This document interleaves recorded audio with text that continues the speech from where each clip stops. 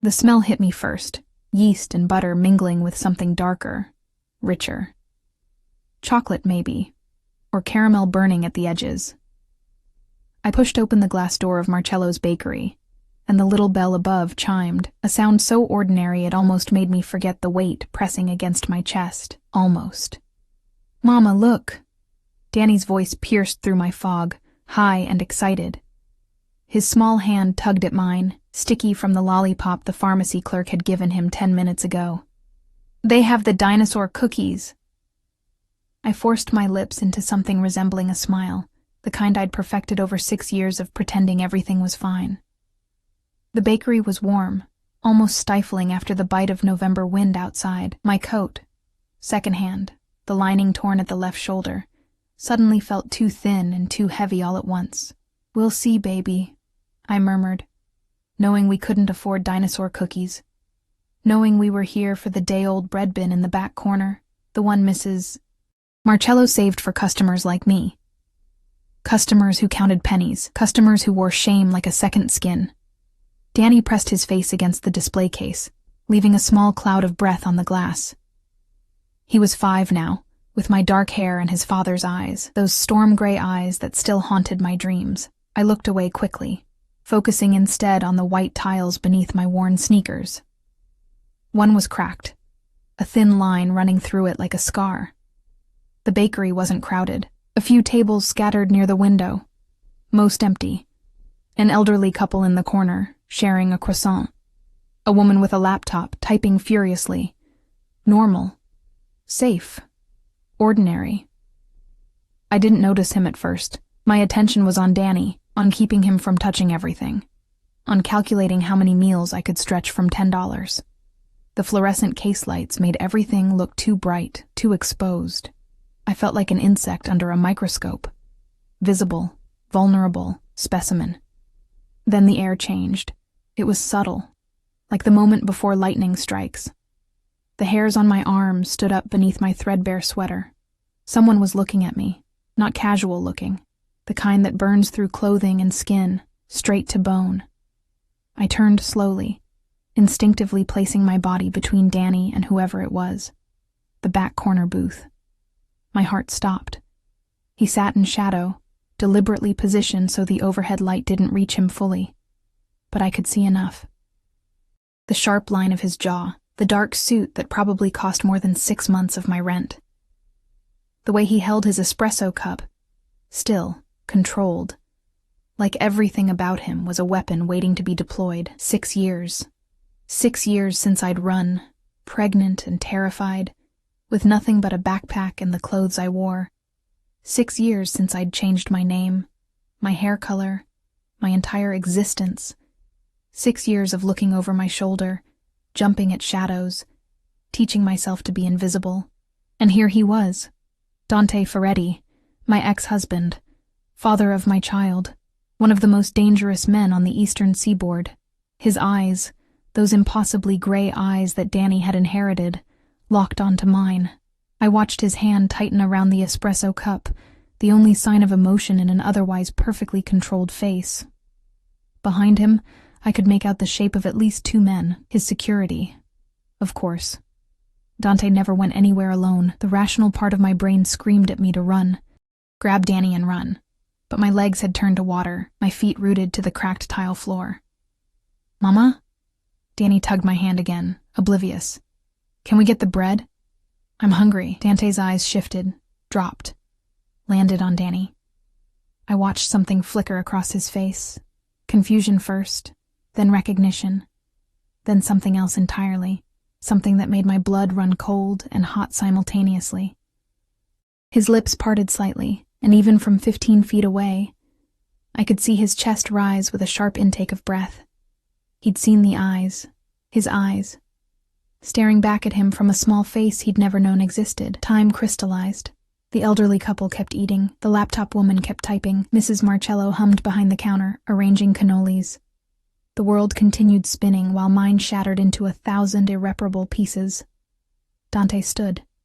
The movement was fluid, controlled, but I caught the slight tremor in his right hand before he clenched it into a fist. He was taller than I remembered, broader. The years had carved him into something harder, more dangerous. His dark hair was shorter now, styled with precision. A thin scar ran along his left cheekbone, new since I'd left.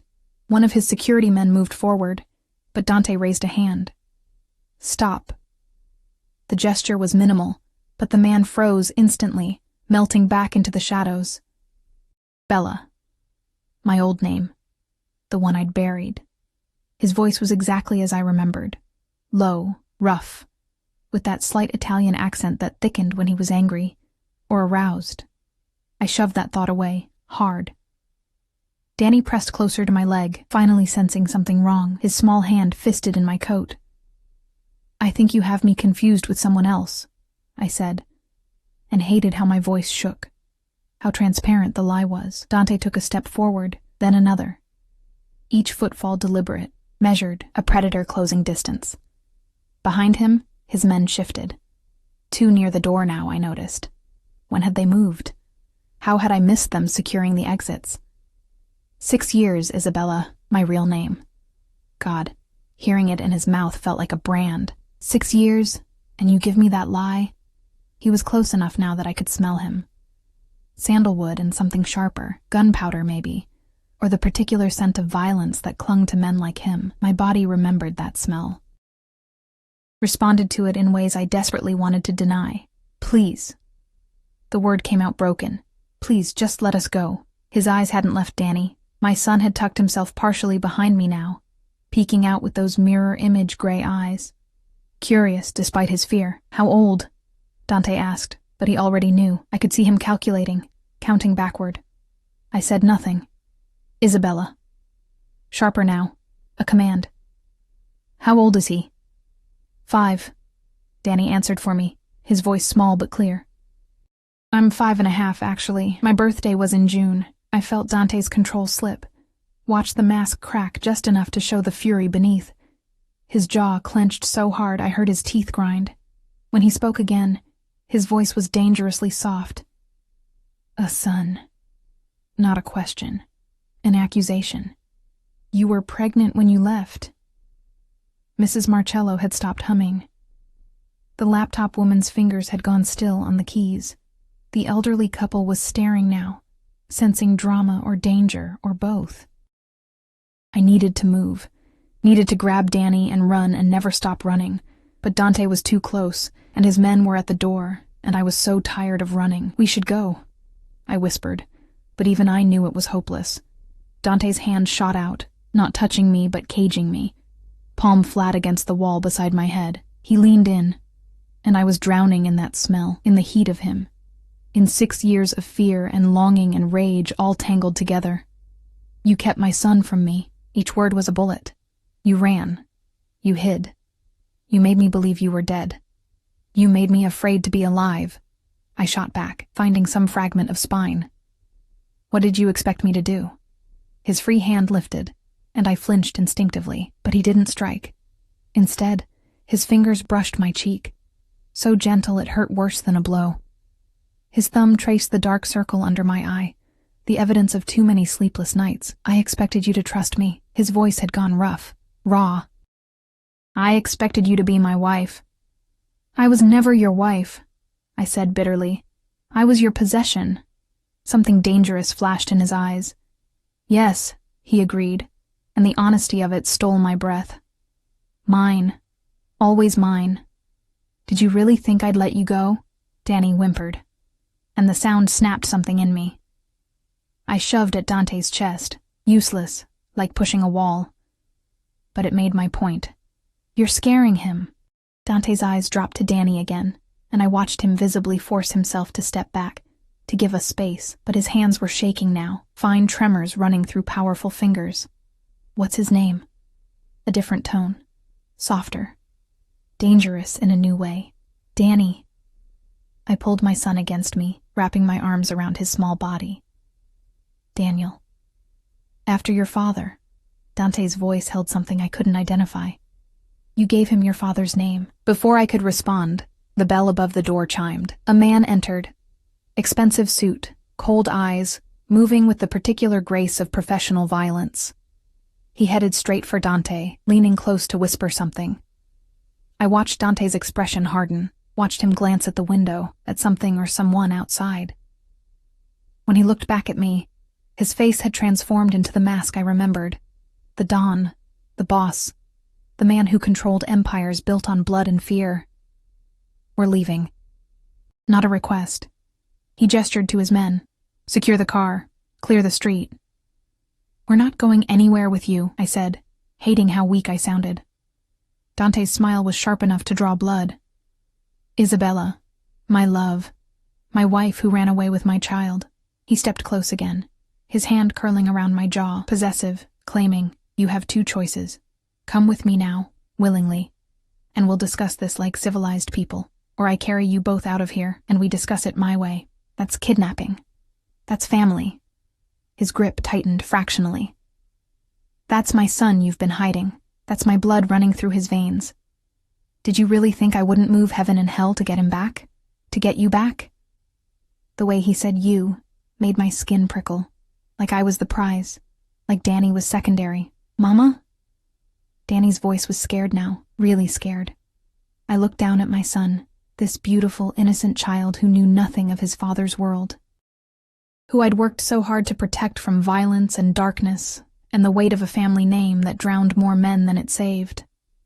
Then I looked back at Dante, saw the obsession burning in those gray eyes, the possession, the absolute certainty that we belonged to him, had always belonged to him, would forever belong to him, and I knew, with horrible clarity, that running was no longer an option, that the moment he'd seen Danny's eyes, my freedom had ended, again.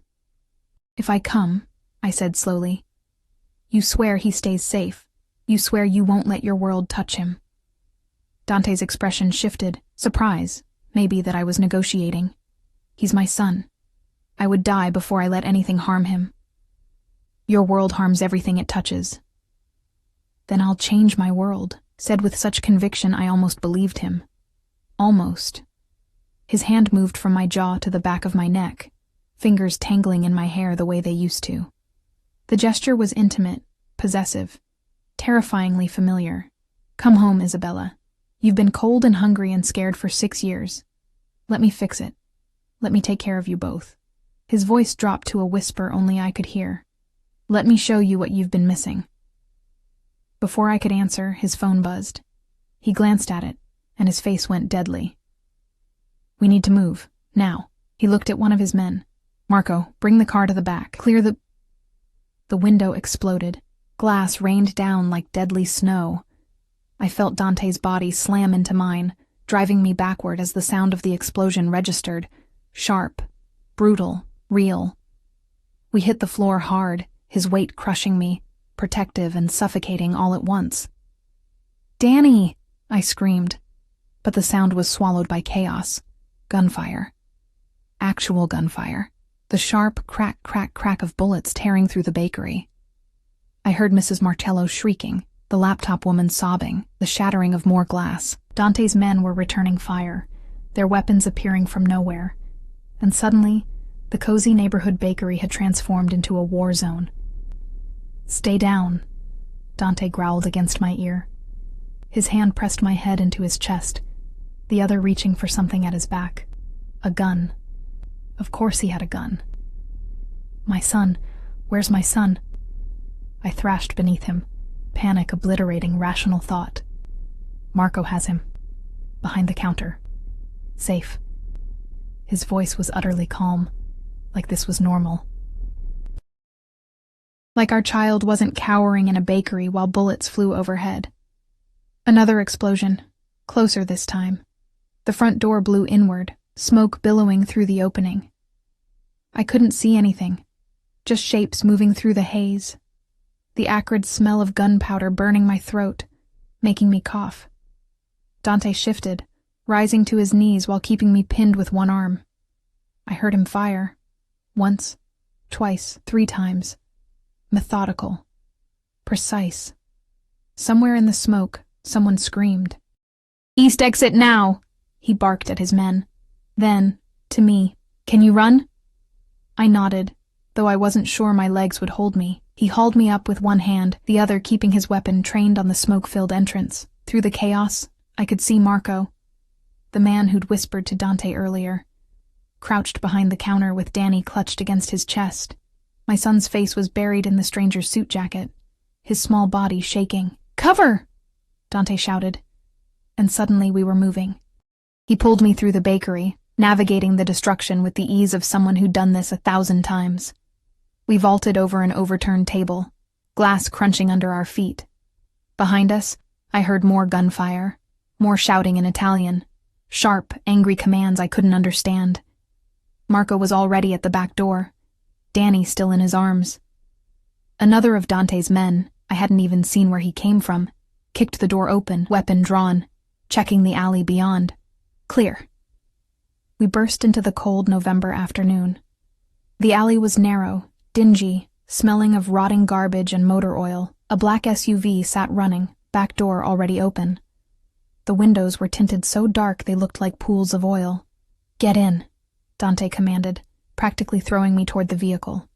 I scrambled inside, my hands shaking so violently I could barely grip the leather seat. Marco climbed in after me, and suddenly Danny was in my arms, solid, warm, alive. I buried my face in his hair, breathing him in, checking frantically for injuries. You're okay, baby, I've got you." "Mama, that was so loud." His voice was thin, terrified. Why were those men shooting? I had no answer. No words that would make sense of this nightmare. Dante slid in beside me, slamming the door. "Drive. Take the river route." The driver, another man I didn't know, punched the accelerator, and we shot forward. I was pressed back against the seat. Danny clutched to my chest. Dante's body a solid wall of heat and danger beside me. Through the back window, I could see smoke rising from the bakery. People were running into the street, some screaming, some recording with their phones. In the distance, sirens wailed. Police, probably, or ambulances.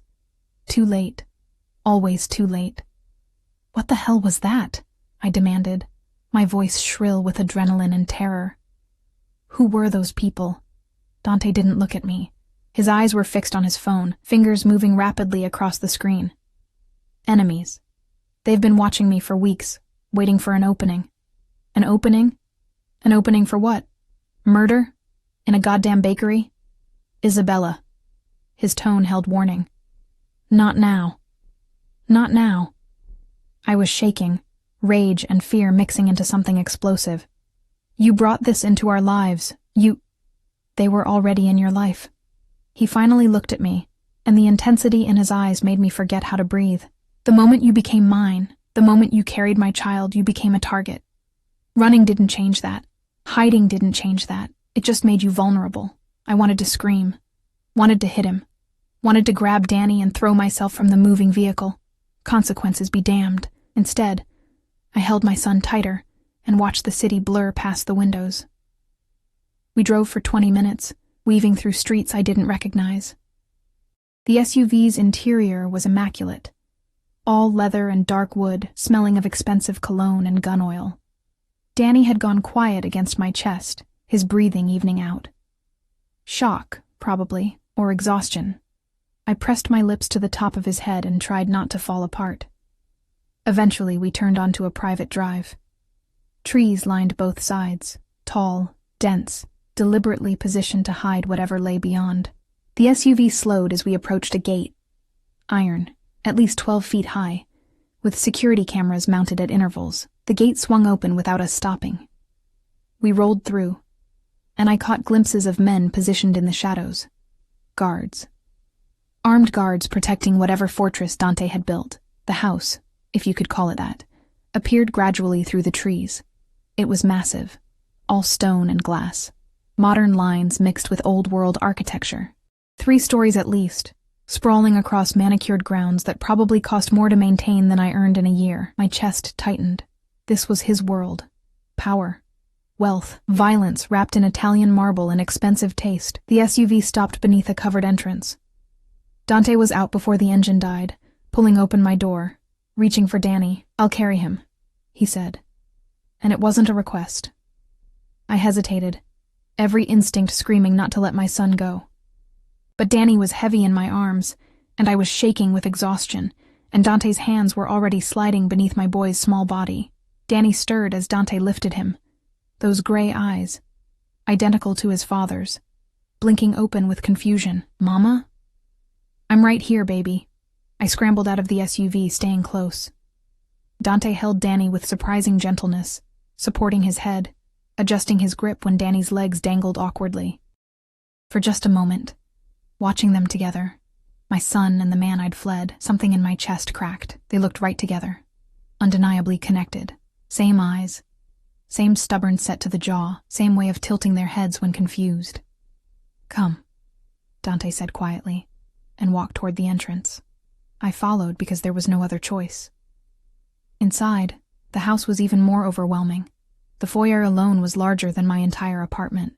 Marble floors, a chandelier that probably cost 6 figures, artwork on the walls that looked old and priceless. Everything gleamed, everything whispered of money and power, and a world I'd never truly belonged to.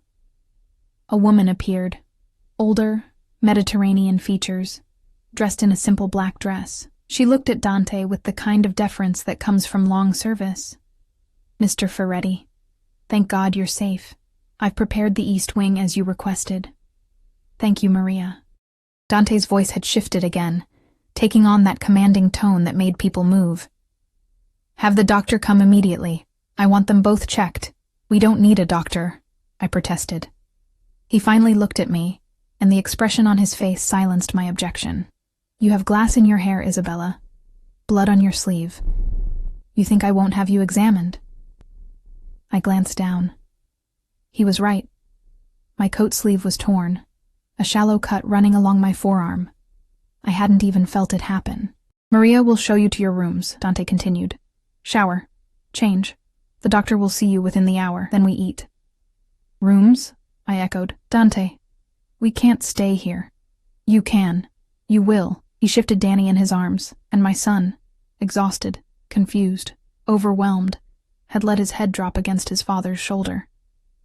The gesture was so natural, so trusting, it made my throat close. "This is your home now, both of you." "This isn't our home. We have an apartment." "That apartment?" His voice went cold. "The one bedroom in the building with broken locks and mold in the bathroom? The one where you work 2 jobs and still can't afford to feed our son properly?" Heat flooded my face, shame and anger mixing. "How do you know about... Did you really think I stopped looking for you?" He stepped closer, and even with Danny between us, the intensity of his presence was suffocating. "I've known where you were for 3 months, Isabella. I've watched you struggle, watched you pretend to be someone else. Watched you raise my son in poverty while you were too proud or too stubborn or too scared to come home." The words hit like physical blows. "You knew? For 3 months? You knew?" I was waiting. His jaw clenched. "Waiting for the right moment, waiting to understand why you ran, waiting to decide whether I'd drag you back or let you keep pretending." His eyes burned into mine. "Then today happened, and my enemies made the decision for me." "Your enemies," I repeated bitterly. "Everything always comes back to your enemies. Your world, your violence. Yes, no shame, no apology. But now it's your world again too, and this time, I won't let you leave." Maria cleared her throat delicately. "Sir, the rooms?" Dante nodded, but his eyes never left mine. "Go with Maria, shower, eat, rest. Tonight after Danny's asleep we'll talk, really talk." "And Isabella?" He leaned in, his breath warm against my ear. "Don't try to run. I have men on every exit, cameras on every road. You're home now. You're mine again. Accept it." Then he turned and walked away, carrying our son up a grand staircase I hadn't even noticed. Danny's head stayed on his shoulder, small arms wrapped loosely around his father's neck. I stood frozen in that overwhelming foyer, Maria waiting patiently beside me, the weight of Dante's words pressing down like a physical force, mine again, as if I'd ever stopped being his. As if 6 years of freedom had been nothing but borrowed time, and now the debt had come due. "Mrs. Ferretti," Maria's voice was gentle, "shall we?" I didn't correct her. Didn't say I wasn't Mrs. Ferretti anymore. had stopped being her the moment I fled in the night with nothing but fear and determination. Instead, I nodded and followed her deeper into the beautiful prison Dante had built. For us, for his family, for the possession he'd never truly lost. The room Maria led me to was obscene in its luxury, floor-to-ceiling windows overlooking gardens that stretched endlessly, furniture that looked like it belonged in a museum, a bed large enough to sleep 5 people comfortably. The bathroom was all marble and gold fixtures, with a shower that had more jets than I could count. I stood in the center of it all, still wearing my torn coat, still shaking from adrenaline, and wanted to scream. Instead, I locked the door and turned on the shower as hot as it would go. The water scalded, turning my skin pink, but I welcomed the pain. It was real. Grounding. I scrubbed glass fragments from my hair, watched blood from the cut on my arm swirl down the drain, and tried not to think about how Dante had looked holding Danny, how right it had seemed, how terrified that made me. Clean clothes had been laid out on the bed when I emerged. Expensive, tailored to fit me perfectly. Of course they were. He'd been watching for 3 months. He knew my size. Probably knew everything about the life I'd built without him. The thought made my skin crawl. I dressed mechanically. Soft cashmere sweater, dark jeans that fit like they'd been made for me, underwear that was probably worth more than my weekly grocery budget. Everything was in my preferred colors, my style. More evidence of his surveillance, his obsession. A knock at the door made me jump. "Mrs. Ferretti? The doctor is here." I opened it to find Maria and an older man with kind eyes and a medical bag. He examined me efficiently, professional, declaring the cut on my arm superficial and my vital signs stable despite the shock. He gave me something for the shaking. A small pill I didn't take, palming it instead when he wasn't looking. "Your son is fine as well," he said as he packed his bag. "Strong boy. Mr. Ferretti is with him now." Of course he was. Probably filling Danny's head with stories, with promises, with the seductive pull of a father's love my son had never known. After the doctor left, Maria guided me through hallways that seemed to multiply, each one more opulent than the last. We passed rooms I couldn't begin to name. Libraries, sitting rooms, what looked like a private gym. Everything whispered of wealth so old and deep it had lost meaning. Finally, we reached another wing entirely. Maria opened a door, and I heard it immediately, Danny's laughter. My feet moved before my brain caught up. The room was clearly designed for a child, though it looked nothing like the cramped corner of our apartment where Danny slept. Here, there were toys I recognized from commercials, books stacked on custom shelves, a bed shaped like a race car. And in the middle of it all, Dante sat cross-legged on an expensive rug, helping Danny build something with blocks. "See, you put this one here," Dante was saying, his voice softer than I'd heard it in years. "Then the tower stays balanced. Like this?" Danny placed a block carefully, his tongue poking out in concentration, a habit that was pure me. "Exactly like that. You're good at this. Mama says I'm good at building. She says I can be an architect when I grow up." Something flickered across Dante's face. "Your mama is right. You can be anything you want." They hadn't noticed me yet. I stood in the doorway, watching this impossible scene. My son and his father, playing together like this was normal, like bullets hadn't been flying hours ago. Like our lives hadn't just been irrevocably shattered. Danny looked up then, his face breaking into a smile. "Mama, look what Dante taught me." Dante. Not this man, or the scary guy. Just Dante, like they'd known each other forever. "I see, baby." I moved into the room, hyper-aware of Dante's eyes tracking my movement. "That's a very tall tower. Dante says tomorrow he'll show me the garden. There's a pond with fish." Danny's excitement was genuine, uncomplicated. He had no idea what any of this meant. No idea we were trapped. "That sounds nice." I knelt beside them, needing to be close to my son. "Are you feeling okay? After... earlier?" Danny's smile dimmed slightly. "The loud noises were scary, but Dante says it was just fireworks. People celebrating." My eyes snapped to Dante's. Fireworks. He'd lied to our son about gunfire, about an assassination attempt, about the violence that had nearly killed us all. Fireworks, I repeated flatly. Dante's expression was unreadable. Unexpected celebration. Nothing to worry about now. Danny, sweetheart, why don't you play with these toys for a minute? I need to talk to Dante.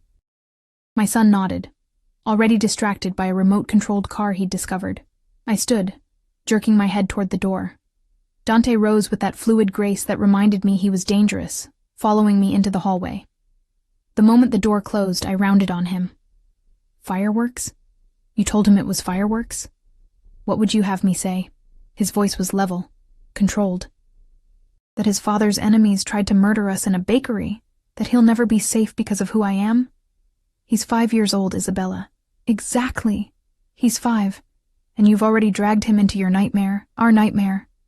He stepped closer, backing me against the wall. The moment you conceived him, he became part of this world, my blood, my legacy, my responsibility. He's not your legacy. He's a child. He's my son. The words were fierce, possessive. Mine. And I will protect him with my life, do you understand? Every man in this house would die before they let harm touch him. Can you say the same about that apartment? About your waitressing job where drunk men corner you by the bathroom? About walking home alone at night through streets I wouldn't let my enemies traverse? His words struck too close. There had been incidents. A customer who'd grabbed my wrist, a man who'd followed me 3 blocks before I ducked into a convenience store.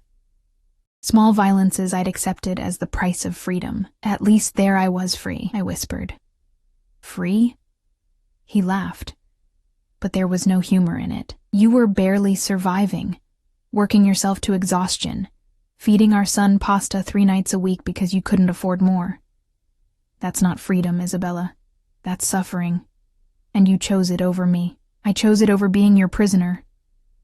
You were never my prisoner. His hand came up, cupping my face with unexpected gentleness. You were my wife, my partner, the only person I trusted completely. Until I wasn't.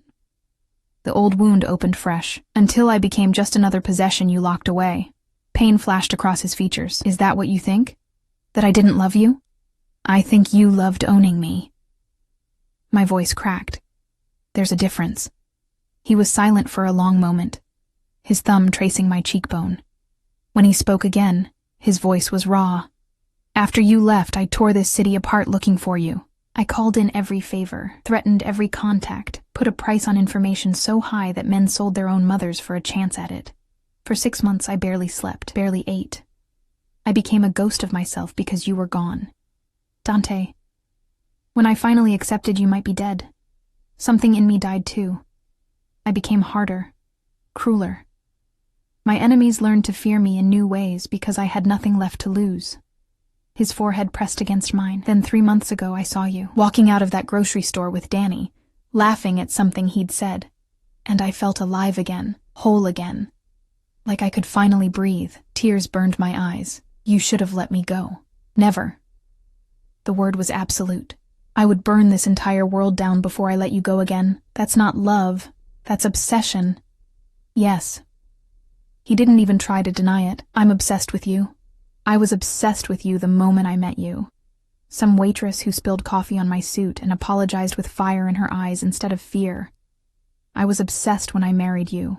I'm obsessed now, and I will be obsessed until I stop breathing. His intensity was overwhelming, terrifying, and somewhere deep inside, thrilling in a way I desperately wanted to deny. This won't work, I said weakly. We can't go back. We're not going back. His hand slid to my waist, pulling me closer. We're starting over. But this time, you'll see what I should have shown you before. This time, I'll prove that I can give you everything. Safety, comfort, a father for our son. Everything except freedom to leave. That's the only thing I want. Liar. His lips brushed my ear. If that were true, you wouldn't be trembling right now. You wouldn't have that flush on your cheeks. You wouldn't remember what it was like between us. I did remember. God help me. I remembered everything.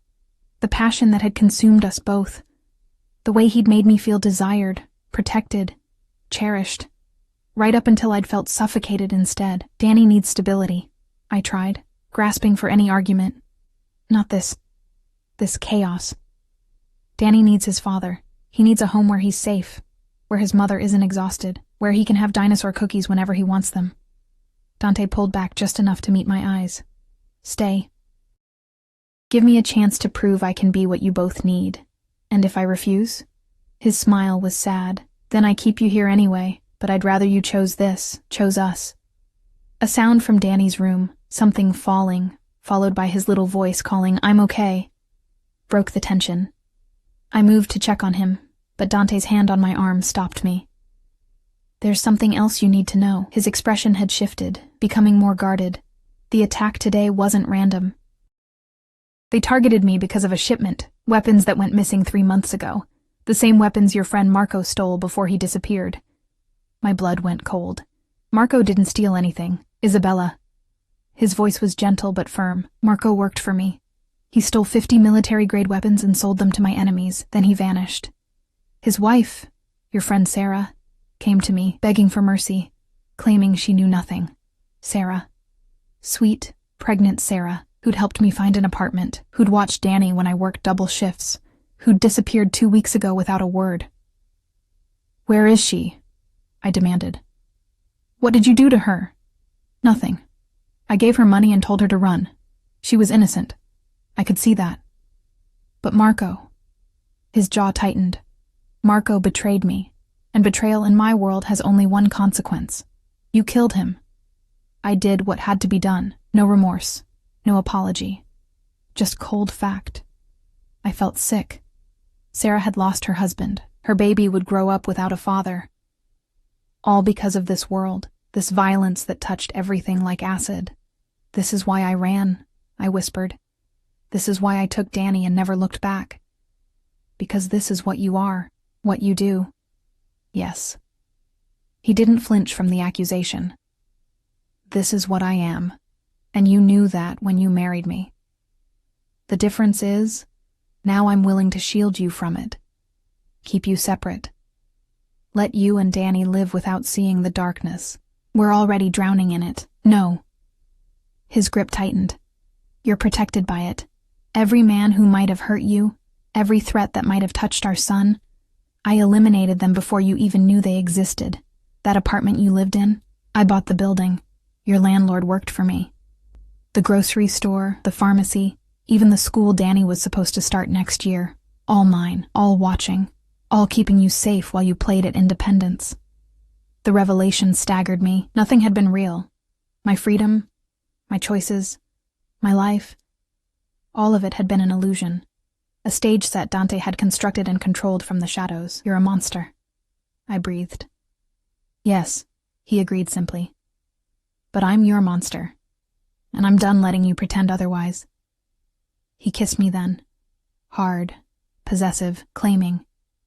And I hated myself for the way my body responded, for the way 6 years of absence melted away under the familiar heat of his mouth. When he pulled back, we were both breathing hard. Dinner is in an hour, he said, voice rough. Wear the blue dress in your closet. We're eating as a family tonight. Then he was gone, leaving me shaking in the hallway, my lips still burning from his kiss, my world completely shattered and rebuilt in his image. A family. As if we'd ever been anything but a collision of obsession and fear. As if I had any choice but to play my part in the beautiful, terrible life he'd designed for us. The blue dress fit perfectly. Of course it did. Dante had probably measured me in my sleep during one of his surveillance sessions. The thought should have terrified me. It did terrify me, but there was also something darkly intimate about it. He'd been watching, waiting, planning this reunion while I'd been oblivious, thinking I was free. I found them in the dining room, a space so grand it made me feel like an imposter. Crystal chandeliers cast warm light over a table that could seat 20, though only 3 places were set. At the far end, near windows overlooking gardens now lit by subtle landscape lighting, Dante sat with Danny beside him.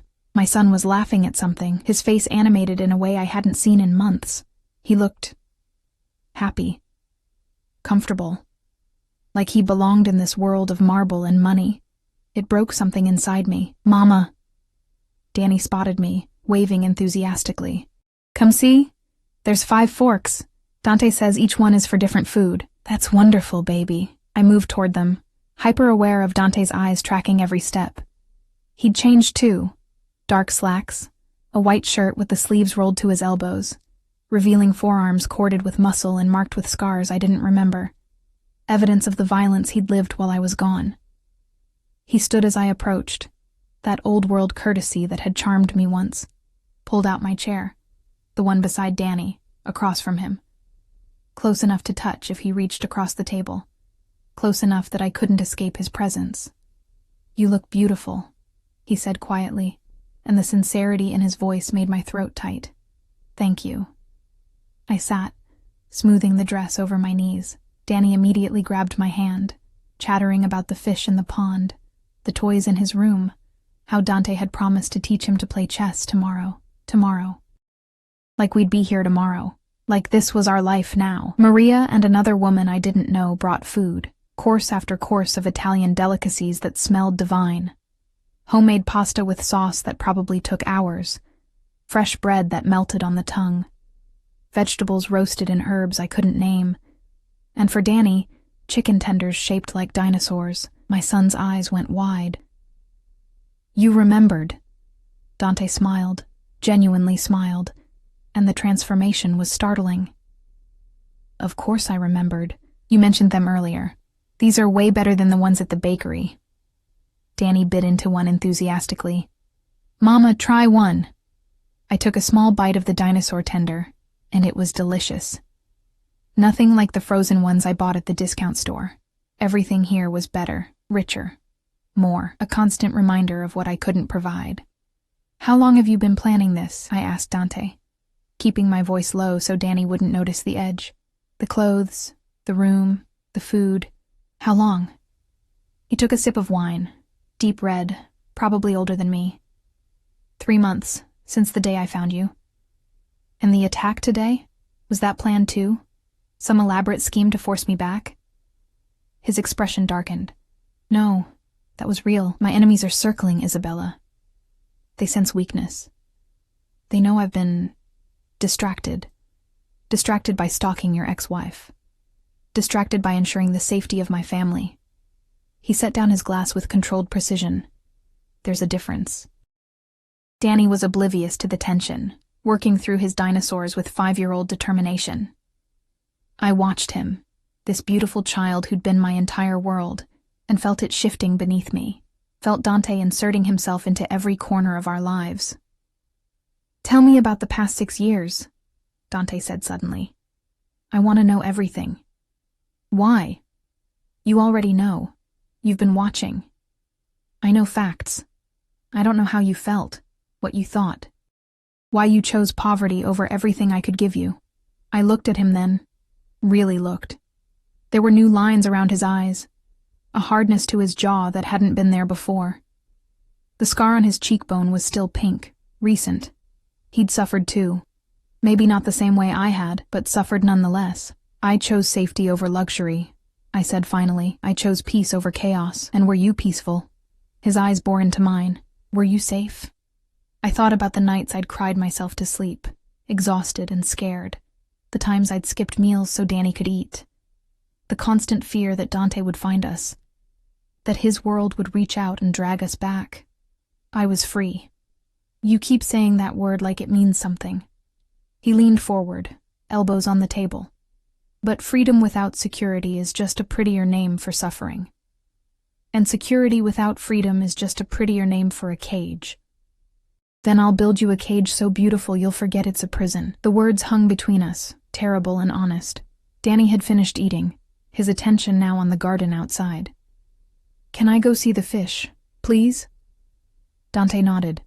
"Marco will take you. Stay where he can see you." As if summoned, Marco appeared. The same man who'd protected Danny in the bakery. He offered my son his hand, and Danny took it without hesitation, already halfway to trusting these strangers who'd invaded our lives. I watched them go, feeling Dante's presence intensify now that we were alone. "He likes you," I said bitterly. "You've been here one day, and he already likes you. He's my son. Of course he likes me. No arrogance, just simple fact. Blood recognizes blood. Blood doesn't make you a father. No, but I intend to earn that title." He stood, moving around the table until he was beside me. Close. Too close. Let me tell you what the past 6 years have been like for me, Isabella. Since you're so curious about my suffering. I wanted to move away, but pride kept me still. The first month I was feral. I hurt people. Good people. Because I needed someone to blame. I turned this city inside out looking for clues. When I found nothing, I assumed the worst. That you were dead. That someone had taken you to hurt me. His hand came to rest on the back of my chair, caging me without touching. Month 6, I held your memorial. Spoke words I didn't believe because some part of me knew you were alive. I could feel it. But I went through the motions because everyone expected me to move on. Dante. Year 2, I became someone I didn't recognize. Colder, more ruthless. My enemies started calling me Il Fantasma, the ghost, because I moved through their ranks like death itself. I eliminated threats with efficiency that would have horrified the man you married. His voice had gone rough, heavy with memory. Year 4, I started seeing you everywhere. In crowds, in cars passing by. I'd chase these ghosts, these women who look nothing like you, because I was losing my mind. My associates staged an intervention, told me I needed to let you go. I broke 3 of their ribs and continued searching. I closed my eyes, not wanting to hear this, not wanting to feel sympathy for the man who'd trapped me. Then 3 months ago, I saw him first. Danny, walking out of that grocery store with dinosaur fruit snacks. And I knew. I knew before I even saw your face. That was my blood. My son. And you'd kept him from me. His hand moved to my chin, tilting my face up, forcing me to meet his eyes. I wanted to rage, to drag you both back immediately, to punish you for every day I'd missed, every milestone I wasn't there for. But I waited. Watched. Tried to understand why you'd run. And do you know what I realized? I couldn't speak. Could barely breathe. I realized I'd never actually asked you to stay. I'd assumed your compliance, assumed your love. I'd given you luxury and protection, but never partnership, never choice. I'd made you my wife without ever asking if you wanted to be. Tears blurred my vision. You're doing the same thing now. You haven't asked. You've just taken. Because this time, I can't risk you saying no. His thumb wiped away a tear that had escaped. This time, the stakes are too high. Danny needs both his parents. And I need you. I've always needed you. More than I need air. That's not love, Dante. That's desperation. It's both. He pulled me to my feet, and suddenly we were chest to chest, his heart pounding against mine. I'm desperately, obsessively, irrevocably in love with you. I have been since you spilled that coffee. And yes, I'm possessive. Yes, I'm controlling. Yes, I'm probably too damaged to love you the way normal men do. But I'm trying. I'm trying to be better. For you. For him. By holding us prisoner, by keeping you safe. His hands framed my face. There are 17 active threats against my organization right now. 17 groups who would love to hurt me by hurting you. By hurting our son. In that apartment you were exposed. Vulnerable. One wrong person asking the right questions. And Danny would have been leverage. Do you understand? They would have taken him. Tortured him. Used him to break me. And it would have worked. The horror of his words sank in slowly. You're trying to scare me. I'm trying to make you understand reality. His voice was fierce. This isn't about ownership. It's about survival. My world is ugly and violent, and I hate that my son was born into it. But he was. And the only way to protect him is to keep him close, to surround him with men who would die for him. To make sure everyone knows that touching him means war. He's 5 years old. He should be worried about kindergarten, not war. And he will be.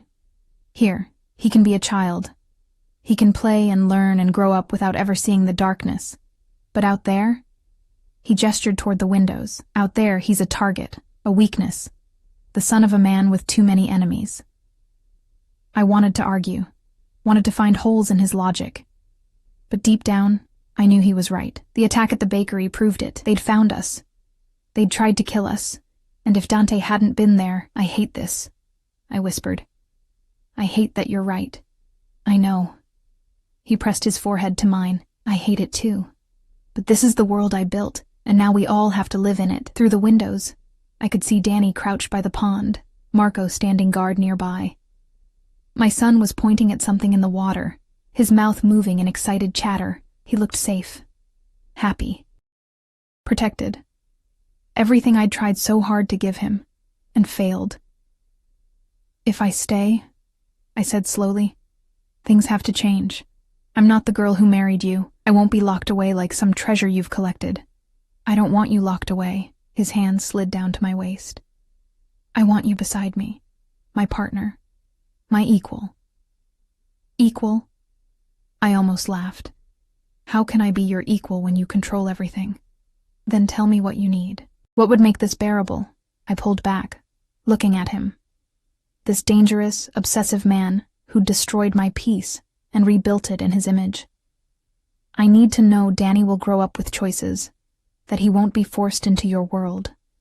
Done, he chooses his own path. I need to be able to work, to have purpose beyond being your wife. He hesitated, and I saw the struggle. The possessive need to keep me close warring with his desire to give me what I'd asked for.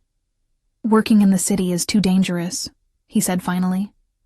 But I have legitimate businesses, restaurants, real estate, imports. You could manage any of them, build something of your own.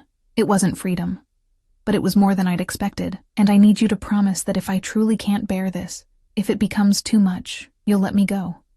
His expression shuddered. No. Dante?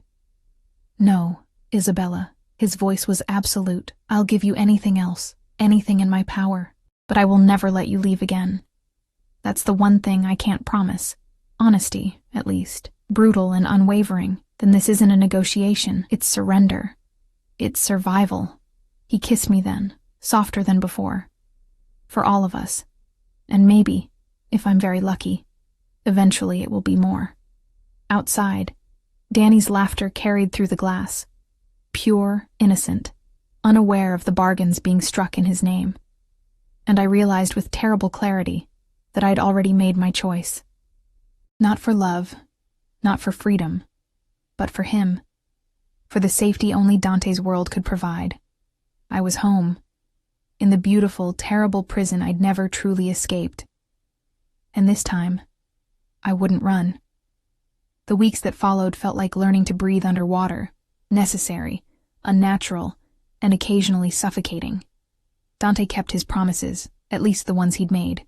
Danny started at a private school 10 minutes away, driven each morning by Marco and 2 other guards in an armored SUV that looked civilian enough not to scare the other children. My son adapted with the resilience of childhood, making friends, bringing home artwork that got displayed on the refrigerator in our enormous kitchen like we were any normal family. We weren't normal. We would never be normal, but we pretended, and the pretending became almost real. I took over management of Dante's restaurant portfolio, 3 upscale establishments that required oversight, staffing decisions, menu consultations, real work, meaningful work, the kind that made me feel less like a possession and more like a person. Dante had an office set up for me in the East Wing, all glass and natural light, where I could work without feeling trapped. He was trying. I could see that. Could feel it in the way he asked before assuming, in how he included me in decisions about Danny's education, his activities, his life. We ate dinner together every night, Dante, Danny, and me, like some twisted Norman Rockwell painting where the father happened to run a criminal empire. The physical distance he maintained was harder to interpret. He'd kiss me goodnight, chaste, controlled, but never pushed for more, never demanded the intimacy that had once burned between us. It was like he was courting me all over again, trying to earn what he'd once simply taken. It was maddening. And somewhere in the 3rd week, I realized I missed him, missed us. The thought terrified me more than any threat from his enemies. Danny's 6th birthday arrived in early June. Warm and bright. Dante had transformed the gardens into something from a children's fantasy. Bouncy castles, pony rides, a magician who made doves appear from thin air. He'd invited families from Danny's school, their parents eyeing our home with barely disguised envy and curiosity. I played hostess, making small talk with mothers who didn't know their sons played with the child of a crime lord. Dante worked the crowd with practiced charm, just another wealthy businessman celebrating his son. No one would have guessed the security detail positioned strategically throughout the property, or the background checks run on every family before they'd received an invitation.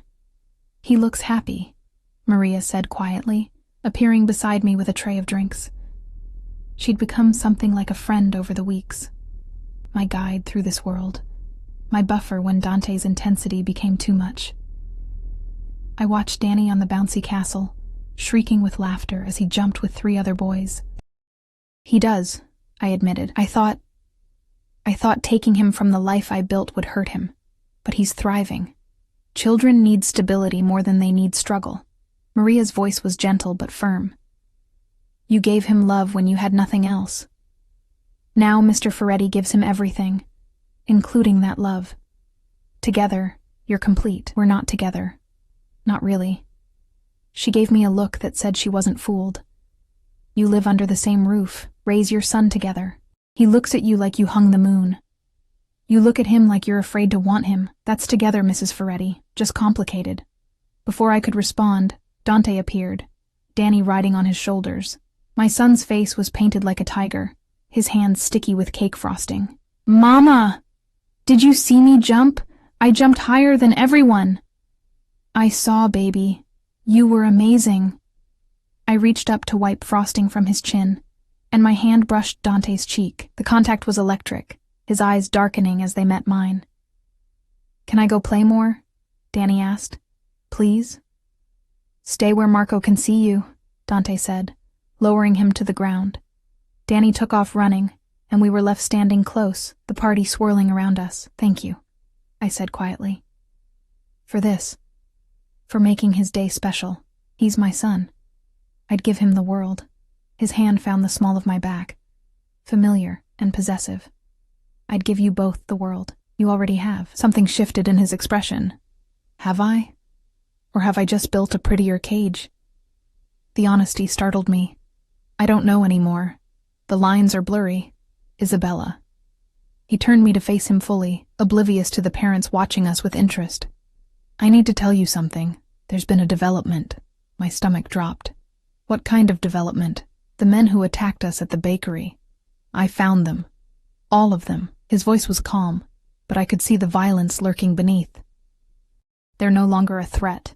You killed them. I protected my family. No remorse. But in the process I discovered who hired them, who's been orchestrating the attacks against my organization." He paused, and I knew I wasn't going to like what came next. "It was Romano, Vittorio Romano, my former associate, your friend Sarah's husband, Marco's cousin." The ground tilted. "But Marco is dead. You said—" "I said I handled the betrayal. I didn't say I killed him." Dante's jaw tightened. "Marco disappeared after stealing from me. Went underground.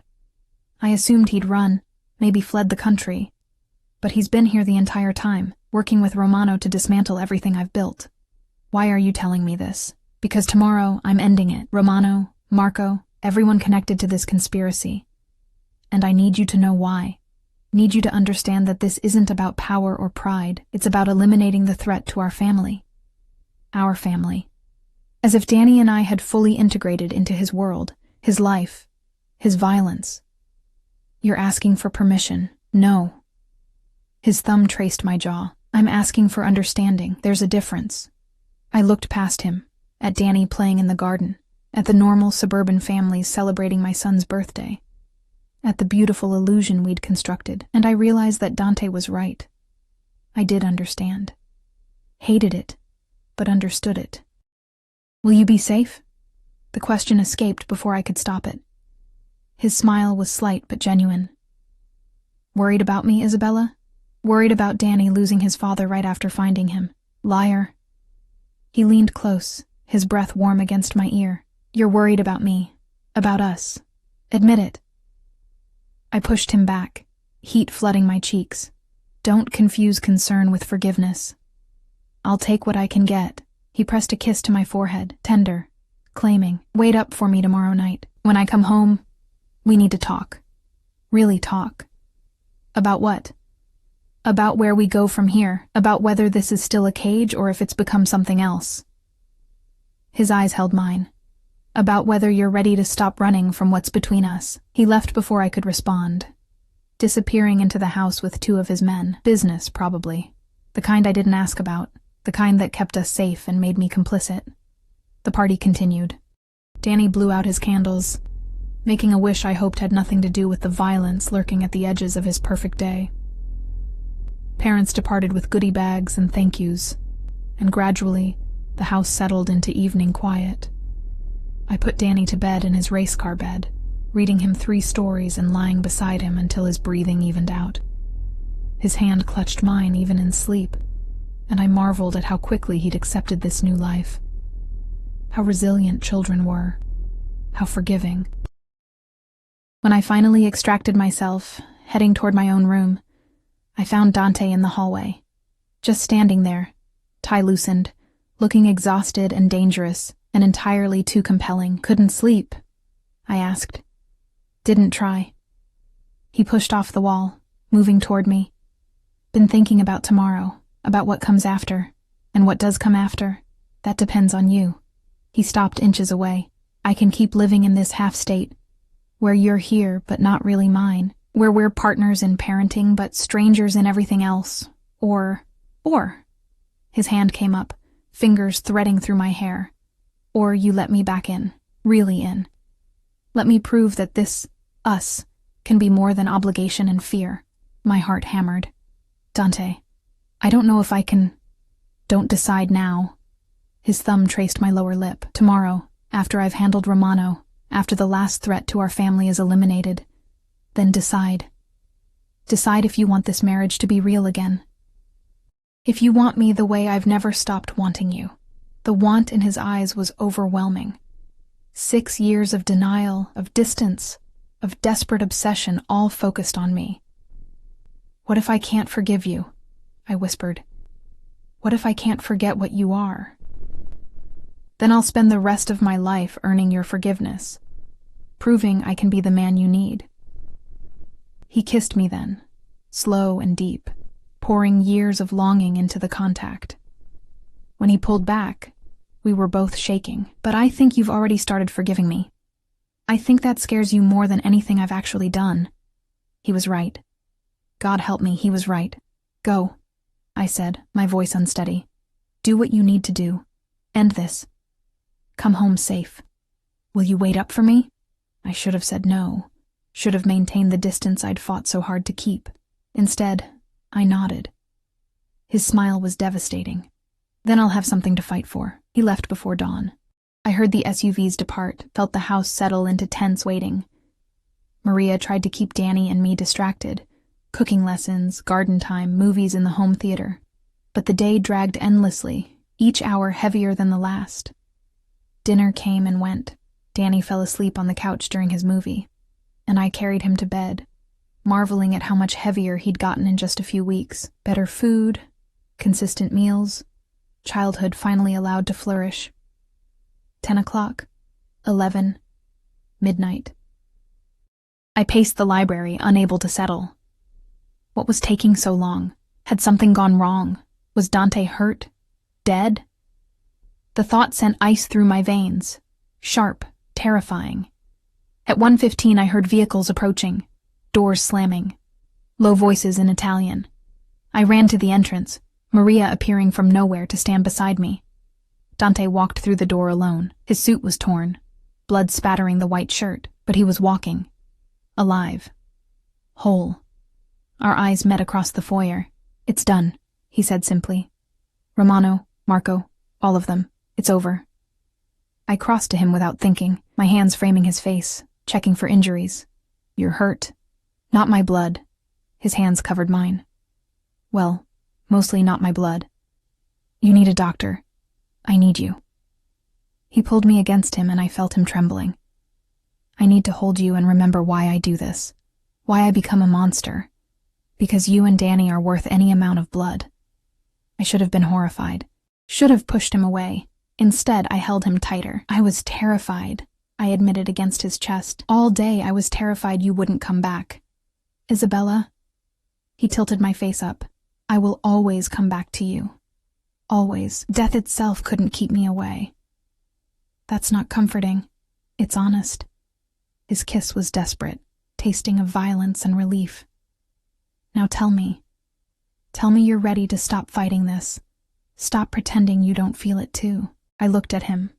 This dangerous, obsessive, impossibly complicated man who'd destroyed my peace and rebuilt it stronger. Who'd given our son everything I couldn't. Who looked at me like I was his salvation and his damnation wrapped together. I'm terrified, I whispered, of wanting you, of loving you again, of what that makes me. It makes you mine. His forehead pressed to mine, as I've always been yours. Say yes, Isabella. Say you'll stop running. Say you'll let this be real. Outside, dawn was breaking over the gardens. A new day. A new beginning. Or a recommitment to beautiful captivity. I wasn't sure which. Maybe both. Yes, I breathed, and felt something lock into place. Yes, I'll stay. Really stay. Not because I'm trapped, but because this is home now. You're home. And I'm tired of pretending otherwise. His kiss was everything, claiming, celebrating, sealing the promise we'd both finally made. When we broke apart, he was smiling. Took you long enough. Really smiling. Shut up and kiss me again, he did. And for the first time in 6 years, I kissed him back without reservation, without fear. Choosing him, choosing us, choosing this complicated, dangerous, beautiful life we'd build together. For Danny, for each other. For the family we'd almost lost, and somehow found again. The sun rose on our second beginning, and this time, I wasn't running toward freedom.